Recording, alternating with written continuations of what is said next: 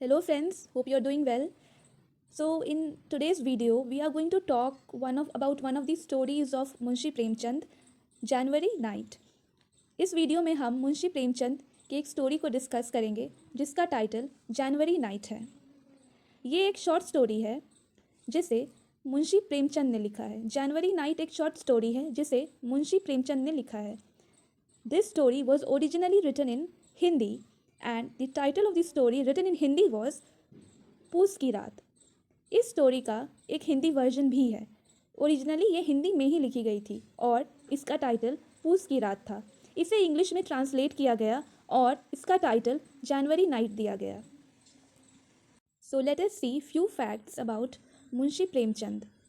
आइए हम मुंशी प्रेमचंद के बारे में कुछ बातें जानते हैं। Munshi Premchand was born in 1880 at Varanasi. Munshi Premchand ji का जन्म 1880 में वाराणसी में हुआ था। His real name was Dhanpat Rai Srivastava. उनका रियल नेम धनपत राय श्रीवास्तव था। He adopted the pen name Premchand after his work Soze Watan was banned by the British government. Munshi Premchand ji जिस एरा के राइटर थे उस एरा में इंडिया कॉलोनियल रूल को विटनेस कर रहा था। सो उस एरा में अगर कोई वर्क ब्रिटिश गवर्नमेंट को अच्छी नहीं लगे तो वो बैन कर दिया जाता था। तो प्रेमचंद जी की एक बुक आई थी Soze Watan. The government banned that book and in order to get his works published he changed his pen identity. उन्होंने अपना एक अलग पेन नाम रख लिया जो प्रेमचंद था। So he changed his pen name from Dhanpat Rai to Premchand. He wrote in Hindi and Urdu. वो हिंदी और उर्दू में लिखा करते थे। Here you can see the image, the photograph of Munshi Premchand. So moving on, he wrote novels. वो novels के लिए famous थे। उनके कुछ famous novels हैं गबन, गोदान, कर्मभूमि, मानसरोवर और Idgah. He wrote about the realities of life and government. वो जो एवरीडे लाइफ होता है उस पर और जो कंटेम्प्रेरी गवर्नमेंट थी उनके टाइम की जो गवर्नमेंट थी यानी ब्रिटिश गवर्नमेंट के एट्रोसिटीज़ को वो सामने लाते थे। इसीलिए उनके वर्क को बैन कर दिया गया था क्योंकि वो रियलिटी को सबके सामने रखते थे। He focused on rural life and the exploitations faced by a common villager at the hands of priests, landlords etcetera. So now let us see the theme of the story January night. अब हम जनवरी night story में जो एक theme है, जो underline theme है इसका, उसको हम देखेंगे। तो पहला थीम है poverty and the plight against zamindari system in colonial India. ये स्टोरी जब लिखी गई थी तब इंडिया में ब्रिटिश रूल था। इंडिया एक कॉलोनी था ब्रिटिशर्स का और उस समय एक प्रिवेलेंट सिस्टम हुआ करता था ज़मींदारी सिस्टम, जिसमें ज़मींदार जो हैं वो बहुत क्रूएल हुआ करते थे और कॉमन विलेजर्स पे वो बहुत ज़्यादा एट्रोसिटीज़ किया करते थे। तो उसको इस सिचुएशन को यहाँ पे दिखाया गया है। And also poverty. आप you will see that there is the hero of the story Halku is a very poor farmer, a tenant farmer who works under a zamindar, a landlord. आप देखोगे कि हल्कू एक बहुत ही गरीब किसान है, एक टेनेंट वर्कर है जो एक लैंडलॉर्ड, एक ज़मींदार के अंदर काम करता है। He works under a landlord. And the other theme is friendship of man and animals. इस स्टोरी में हम देखेंगे कि इस स्टोरी का जो हीरो है, जो एक सफ़र्ड हीरो है हल्कू, उसमें और उसके पेट डॉग में जिसका नाम जबरा होता है, दोनों में बहुत ही ज़्यादा एक क्लोज बॉन्ड, एक अफेक्शनेट बॉन्ड, एक there is a sort of friendship between the two. सो प्रेमचंद ने दो थीम्स पे काम किया है इस स्टोरी में। जो पहला है वो है गरीबी और ज़मींदारी सिस्टम को दिखाया है, और दूसरा है जो इंसान और जानवर के बीच जो फ्रेंडशिप बॉन्ड होती है उसे दिखाया गया है इस स्टोरी में, राइट। अब हम इस स्टोरी के सेटिंग को देखेंगे। सेटिंग मीन्स कि आप स्टोरी पढ़ते हो, you read the story, you understand the story, और उसके बाद आप ये यू कंटेम्पलेट। आप उस स्टोरी में कुछ सिम्बल्स यूज़ हुए हैं, कुछ लैंग्वेज यूज़ हुआ है, कुछ इमेजरी यूज़ हुई है, जैसे कुछ सिचुएशन, कुछ लोकेलिटी को डिस्क्राइब किया गया है। तो वी जस्ट कंटेम्पलेट, हम ये गेस करते हैं कि ये स्टोरी कहाँ की हो सकती है, ये किस प्लेस की स्टोरी है, कि ये किस एरिया की स्टोरी है। So after reading the story, you can contemplate, you can guess that this story bears the setting of North India. ये स्टोरी किसी एरिया, किसी एक पर्टिकुलर प्लेस की है जो नॉर्थ इंडिया में कहीं पे सिचुएटेड है, राइट। अब हम इस स्टोरी में जो कैरेक्टर्स हैं उनके बारे में कुछ जानेंगे. So there are basically 4 characters in this story, right? So the very first character or the suffered hero of this story is Halku. Halku एक गरीब किसान होता है. He is a very poor farmer who works as a tenant laborer under a very rich landlord and has to suffer a lot. So Halku एक गरीब किसान होता है जो एक लैंडलॉर्ड के अंडर काम करता है. Halku is very honest. वो अपने काम को लेकर बहुत honest है and he has to make choices which we'll see in later in this video only. And then the other character is Munni. Munni is Halku's wife. Munni Halku की wife होती है जो गरीबी से तंग आ चुकी है. She is fed up of the hue and cries of poverty. But at the same time she is also worried about her husband, right? So then the other character is Jabra जो हल्कू का pet dog होता है. और एक character जो बस एक बार appear होता है इस स्टोरी में वो है द लैंडलॉर्ड जो एक ज़मींदार है जो हल्कू से मनी रेंट लेने आता है, right? So these were the characters of the story. Now let us come to the plot of the story. Halku is a tenant farmer. Halku एक किसान होता है जो एक ज़मींदार की ज़मीन पे खेती करता है. He grows crops on the land belonging to a landlord. He works hard but the rewards are reaped by the landlord.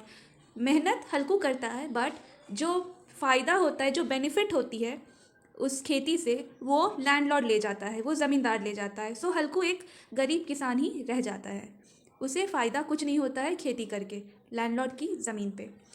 One morning the landlord comes to extract the rent from Halku. और वो जो ज़मीन होती है वो हल्कू ने rent पे ले रखा है लैंडलॉर्ड से, ज़मींदार से. तो एक दिन सुबह में लैंडलॉर्ड हल्कू से रेंट लेने हल्कू के घर आता है. Now Halku asks his wife Munni the money they had to pay to the landlord. अब हल्कू ने अपनी वाइफ मुन्नी को कुछ पैसे रखने दिए थे. जब लैंडलॉर्ड सुबह अपना रेंट लेने आता है तो हल्कू अपनी वाइफ को कहता है कि मैंने जो तुम्हें पैसे रखने दिए थे वो मुझे दो, हमें लैंडलॉर्ड को रेंट पे करना है. But Munni is not willing to give the money. लेकिन मुन्नी पैसे नहीं देना चाहती है. वाई? बिकॉज शी नोज़ कि उसके हस्बैंड को खेतों की रखवाली करने के लिए एवरी नाइट वहाँ पे स्टे अपने खेत के पास स्टे करना होता है. और he has to have something so that he could protect himself from the cold. और बाहर जो ठंडी हवाएं चलती हैं उससे प्रोटेक्ट करने के लिए खुद को हल्कू के पास एक ब्लैंकेट होना चाहिए. तो उसने सोचा कि इस पैसे से मैं हल्कू के लिए ब्लैंकेट लाऊंगी. इसीलिए वो पैसे ज़मींदार को देने के लिए नहीं देना चाहती थी हल्कू को. And she reminds Halku that he has to buy a blanket to protect himself from the cold in the fields. So अभी तक हमने देखा कि हल्कू एक गरीब किसान है और वो टेनेंसी पे काम करता है. वो ज़मींदार से रेंट पे उसकी ज़मीन लेकर क्रॉप्स ग्रो करता है, लेकिन उससे कुछ खास फ़ायदा हो नहीं पाता है उसका. और जो सारा जो बेनिफिट होता है, जो प्रॉफिट होता है वो ज़मींदार ले जाता है. एक सुबह एक मॉर्निंग ज़मींदार हल्कू से पैसे लेने आता है और हल्कू अपनी वाइफ मुन्नी से पैसे मांगता है जो उसने उसे रखने दिए थे. लेकिन मुन्नी पैसे नहीं देना चाहती है क्योंकि वो हल्कू के लिए ब्लैंकेट खरीदना चाहती है, एक ब्लैंकेट खरीदना चाहती है ताकि उसे ठंड ना लगे जब वो खेतों की रखवाली करने जाए, right? So now let's move ahead. Halku और उसकी वाइफ में बहुत सारी बातें होती है बट हल्कू किसी तरह अपनी वाइफ को अग्री कर लेता है पैसे देने के लिए. Halku somehow readies her wife and they pay the money to avoid insult. Halku अपनी वाइफ को कहता है कि अगर हम पैसे नहीं देंगे, अगर हम रेंट नहीं देंगे तो वो लैंडलॉर्ड, वो ज़मींदार हमें इंसल्ट करेगा. सो लेट्स पे द. सो मुन्नी रेडी हो जाती है पैसे देने के लिए और वो ज़मींदार को पैसे दे देते हैं. On a cold January night Halku is on guard at the fields to protect his crops from wild animals. अब एक ठंडी रात है, January night, very cold night. आपको पता है जनवरी में बहुत ठंड होती है, राइट? सो जनवरी नाइट है, बहुत ठंड वाली रात है. एंड हल्कू अपनी फसल की रखवाली करने के लिए उनको जंगली. अब हल्कू और वो पेट डॉग जबरा दोनों फील्ड में एक साथ बैठे होते हैं और हल्कू के पास कोई ब्लैंकेट या फिर कुछ वैसा नहीं है जो उसे वार्मथ दे सके. So he has to suffer the cold. Both of them are tortured by the cold winds. Halku और उसका जो डॉग है, जो पालतू कुत्ता जबरा है, दोनों जो है ठंडी हवाओं से खुद को ये कर रहे. They are tortured by the cold winds. Halku has nothing that could offer protection against the cold except his old shawl. Halku के पास ऐसा कुछ नहीं है जो उसे ठंड से बचा सके एक्सेप्ट एक पुरानी शॉल. उसके पास सिर्फ एक पुरानी फटी हुई एक शॉल है जो ज़्यादा कुछ हेल्प नहीं कर पा रही है उसको ठंड से लड़ने में, right? So Halku and his pet Jabra develop a very warm bond. इसी दौरान उस ठंडी रात में ऐसा हल्कू अकेला वहाँ पे फील्ड की रखवाली कर रहा है, और लाइक एन ओबीडियंट पेट उसका जो डॉग है, जो पेट डॉग है जबरा, वो भी उसके पीछे पीछे खेतों में आ जाता है। और दोनों में एक फ्रेंडशिप डेवलप होता है, जैसे कि द ब्रदरली और the friend like bond develops between the two. And Halku felt that this is not an animal. It is, it is a very brotherly or a friend-like relationship between us, the bond that we share. Halku कहीं ना कहीं ये realise करता है कि इस मुसीबत के समय जब उसे इस ठंड को झेलना है तो उसके साथ कोई नहीं खड़ा होता है, बट उसका जो पेट डॉग है वो उसको फॉलो करते करते खेतों तक आ जाता है। तो वो सिर्फ एक जानवर नहीं है, वो उसका एक ब्रदर है, एक फ्रेंड है। दोनों एक दूसरे को सपोर्ट करते हैं, दोनों दे अरेंज फायर, वो आग का इंतज़ाम करते हैं, एंड वो एक दूसरे को अच्छी तरह से कंपनी देते हैं। Halku arranges fire and after some time falls asleep. Halku fire का अरेंजमेंट करता है, वो मैंगो ट्री के लीव्स को कलेक्ट करके फायर अरेंज करता है, फायर जलाता है, और कुछ टाइम बाद वो सो जाता है। He hears some animals nilgais eating his crops. और कुछ टाइम बाद कुछ एनिमल्स आकर, नील गाइज आकर उसके क्रॉप्स को खा जाती हैं, डिस्ट्रॉय कर देती हैं। और उसे ऐसा फील हुआ that his crop is, and he even heard the sound of the animals eating away his crops and his pet barking on them. और उसने जबरा, जो उसका पेट डॉग था, उसकी आवाज़ भी सुनी, उसकी भौंकने की आवाज़ भी सुनी कि वो उन एनिमल्स पे जो उसके क्रॉप्स को खा रहे हैं उस पर वो बार्क कर रहा है, भौंक रहा है। But he remains ignorant. लेकिन फिर भी उसने ऐसे बिहेव किया जैसे उसे कुछ नहीं पता है, क्योंकि वो उठकर जाना नहीं चाहता था, बिकॉज उसने जो फायर का अरेंजमेंट किया या फिर उसने जो खुद को एक थोड़ा सा वार्मथ प्रोवाइड किया, वो it was not a very smooth process, it was not an easy process. उसने बहुत सारी मशक्क़त के बाद उसे वो कम्फर्ट नसीब हुआ, और वो उसे छोड़ कर नहीं जाना चाहता। ही succumbed to the situation there, to the cold wind there, and he could not get up and go and just chase away the animals, right? So he wakes up in the morning to see his crops destroyed. तो ये जो रात में जो incident होती है कि हल्कू सो जाता है और जानवर आके उसके क्रॉप्स को खा लेते हैं, उसका जो डॉग है जबरा वो बार्क भी करता है, और हल्कू की नींद भी he is slightly awakened, but still वो जाना प्रेफर नहीं करता है, वो वहीं पे सो जाता है इग्नोर करके। तो रात में उसके क्रॉप्स का पूरा डिस्ट्रक्शन हो चुका है, और सुबह जब वो उठता है, he wakes up in the morning and he sees his crops have been destroyed. और वो देखता है कि उसकी जो फसल है वो पूरी तरह से डिस्ट्रॉय हो चुकी है, उसका फील्ड अब फ्लैटेंड हो चुका है, फील्ड में अब, खेत में अब कुछ नहीं बचा है, right. His wife seems to be in grief. Halku की वाइफ मुन्नी जब अपने फील्ड को, अपने खेत को वैसे कंडीशन में देखती है कि सारे क्रॉप्स डिस्ट्रॉय हो चुके हैं, तो उसे बहुत दुख होता है, बट ही इज़ कंटेंट। लेकिन हल्कू को कोई दुख नहीं होता है, rather he is happy, he is content. Halku खुश होता है, दुखी होने के बजाय हल्कू खुश होता है, उसके फेस पे एक हैप्पीनेस दिखाई देता है, एक पीस दिखाई देता है। He is happy about no more sleeping the nights out in the cold. उसे खुशी होती है कि अब मुझे फसल की रखवाली नहीं करनी पड़ेगी, अब मुझे ठंड में बाहर ओपन फील्ड में मुझे सोना नहीं पड़ेगा, बैठना नहीं पड़ेगा, मुझे ठंड नहीं झेलनी पड़ेगी। He is happy that he shall work as a hired labourer.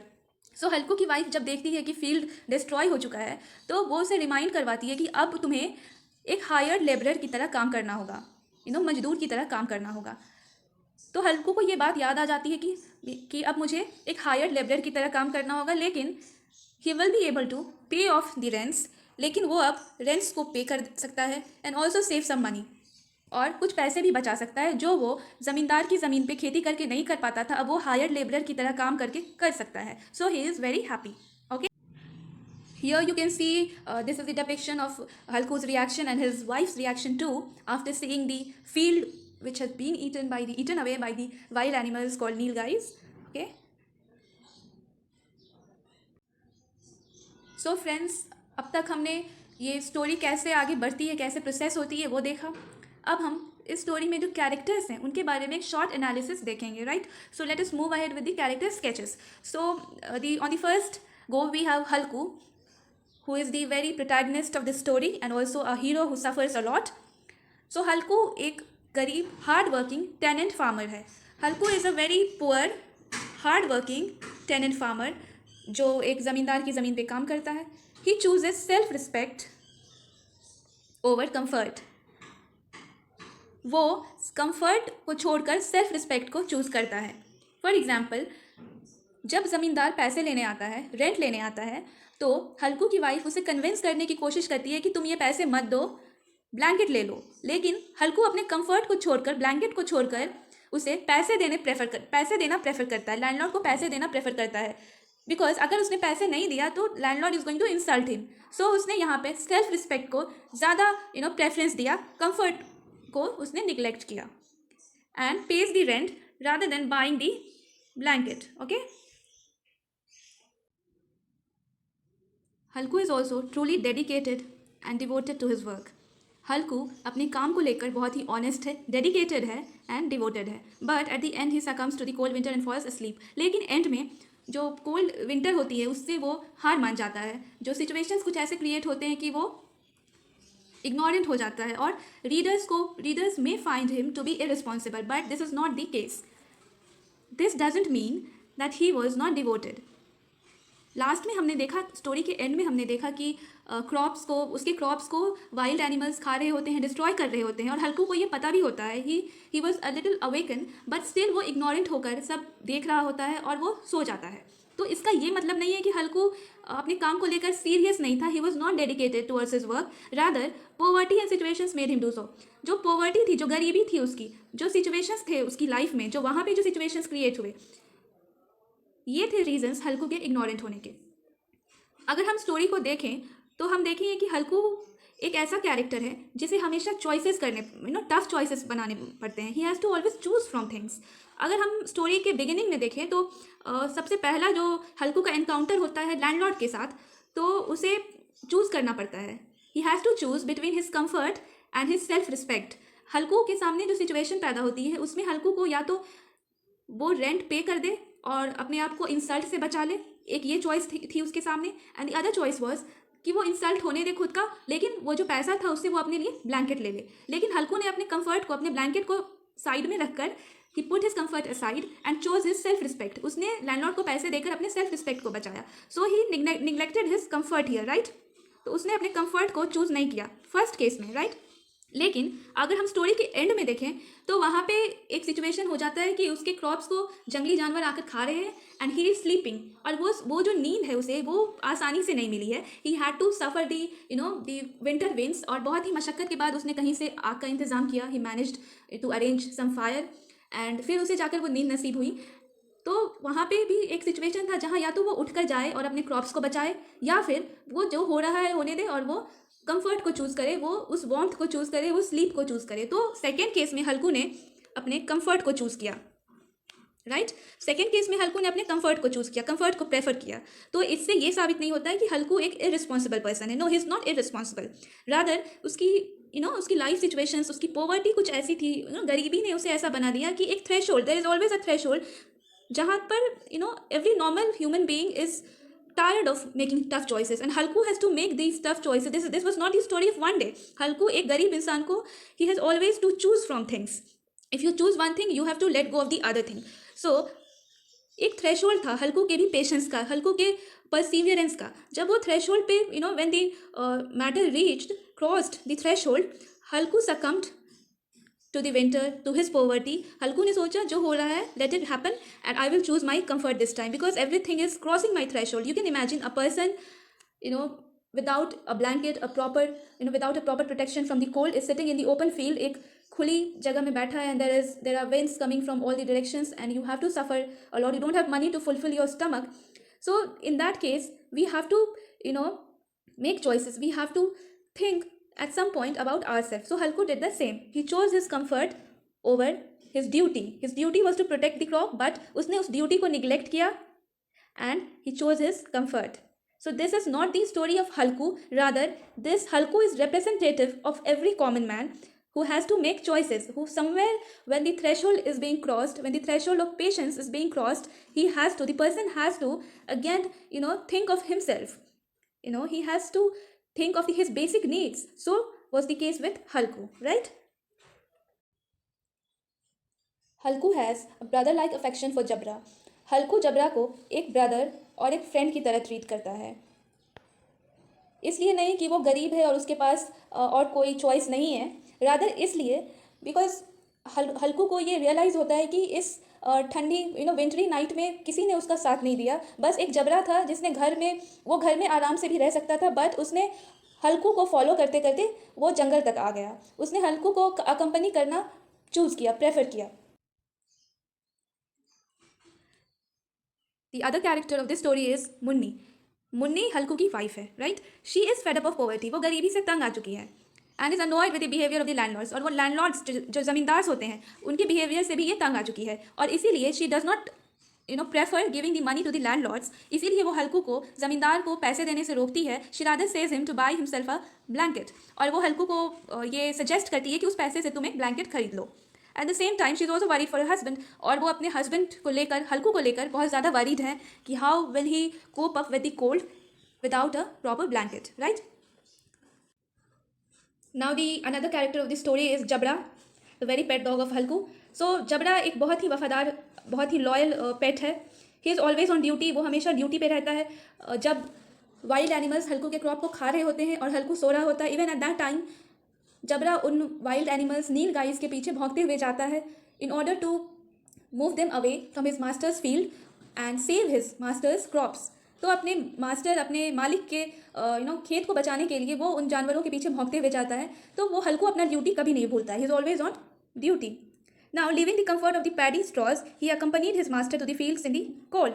So, ये जबरा चाहता तो वो घर में भी रुक सकता था, but he didn't choose that. He rather chose to accompany his master to the fields in the cold. So, अगर जबरा ओबीडियंट नहीं होता, लॉयल नहीं होता, तो वो घर पे रुक जाता, घर पे आराम से वार्मथ में रहता, गर्मी में रहता. बट उसने अपनी अपनी वफादारी को ज़्यादा प्रेफर किया और वो अपने मास्टर के साथ फील्ड तक आ गया, खेत तक आ गया उस ठंडी रात में. So it is said that a dog is the most, or a pet animal is the most loyal, thing that could happen to any person, right? Now we will see all those symbols or all those words which have been used in this story and the words which remind us of India, of Indianness. अब हम इस story में देखेंगे कि ऐसे कौन से words use हुए हैं जो हमें इंडिया को लेकर रिमाइंड करते हैं, इंडियन लिटरेचर को, they sort of symbolize Indian literature और the Indian life, right. So the first is the nilgais. Nilgais word story के टुवर्ड्स द एंड यूज़ किया गया है, जो हमारे लोकल लैंग्वेज और हिंदी लैंग्वेज को दिखाते हैं. सो ये एक इंडियन फीलिंग पैदा करते हैं इस स्टोरी को पढ़ते समय. देन पैसा बाई पैसा, ये वर्ड हम ऑफन हिंदी में यूज़ करते हैं, in our local language, in our everyday conversation. So even these words remind us of Indianness. Then we have the names of the dishes, puris and sweets. Even these words remind us of our Indian culture, our Indian delicacies. And then the word cot. ये जो cot use हुआ है, the word cot has been used to symbolize poverty. ये गरीबी को दिखाने के लिए भी यूज़ किया गया है. हल्कू की गरीबी को पोर्ट्रे करने के लिए इस वर्ड को यूज़ किया गया है. And eight the same time ये ट्रेडिशनल इंडियन सोसाइटी को भी पोर्ट्रे करता है. The conclusion of the story puts forward the thought that food, clothing and shelter are the basic requirements of a common man. तो जब story and होती है तो कहीं ना कहीं हमें ये एक थॉट आता है कि जो बेसिक जो रिक्वायरमेंट्स होते हैं एक कॉमन मैन के, आम आदमी के, वो क्या होते हैं? Food, clothing and shelter. Food, clothing and shelter, रोटी, कपड़ा और मकान, right. So these are the basic requirements of every common man. These were the requirements at that time and even at the present time too. और जो हल्कू था उसे ये basic requirements भी नहीं नसीब हो रहे थे, नहीं मिल रहे थे. हल्कू वॉज डिप्राइव्ड ऑफ फूड. हल्कू को अच्छे से खाना भी नसीब नहीं होता था. अगर आप स्टोरी को पढ़ोगे then you will come to know that they were not able to have their ends meet properly. He was deprived of clothing. Halku एक ब्लैंकेट तक नहीं ले पाता था. सो रोटी, कपड़ा तो गया. And then shelter. He didn't even have a proper shelter. उसे ठंड में ओपन में बैठना पड़ता था रखवाली करने के लिए. सो उसके पास एक बेसिक एक शेल्टर भी नहीं था. सो रोटी, कपड़ा एंड मकान. ही was deprived of roti, kapda and मकान. So neither the basic facilities nor the peace of mind. He neither had the peace of mind. उसके पास उसके mind में he always used to have a kind of tension that he has to pay rent to the landlord. He has to he has to buy a blanket for himself. तो एक peace नहीं था उसके पास. He always used to have tensions. So he neither had the basic requirements nor did he have the peace of mind. So we can say that altogether his life was a kind of torture. Hence Halku did not give away his peaceful sleep. सो हल्कू को जो वो peaceful sleep मिली थी उतनी मशक्क़त के बाद, आग जलाने के बाद, तो हल्कू ने उस स्लीप को प्रेफर नहीं किया कि मैं इस स्लीप को छोड़कर, इस कंफर्ट को छोड़कर फिर से मैं वही रिगरस लाइफ में फिर एंटर करूँ।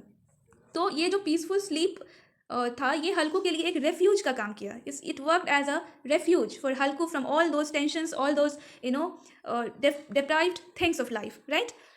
सो ही चोज टू स्लीप. इसीलिए उसने जो शॉर्ट टर्म पीस मिला था उसने उसे प्रेफर किया. So this was a kind of analysis or short. Okay, we have one more slide here. Halku was content on seeing his crops destroyed because he knew now that he could work as a hired laborer and at least have his ends or his basic requirements met.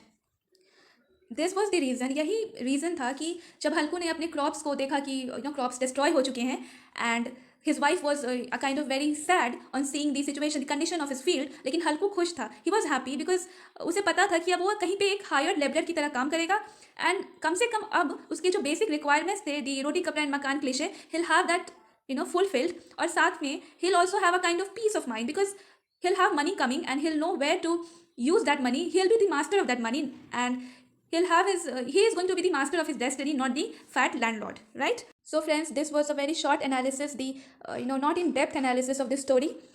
I would insist you to go through the text of the story. That is going to work a lot. This was the way I interpreted it, and let me know if you interpret it in a very different way. Let me know in the comment section. Till then, take care. See you in the next video.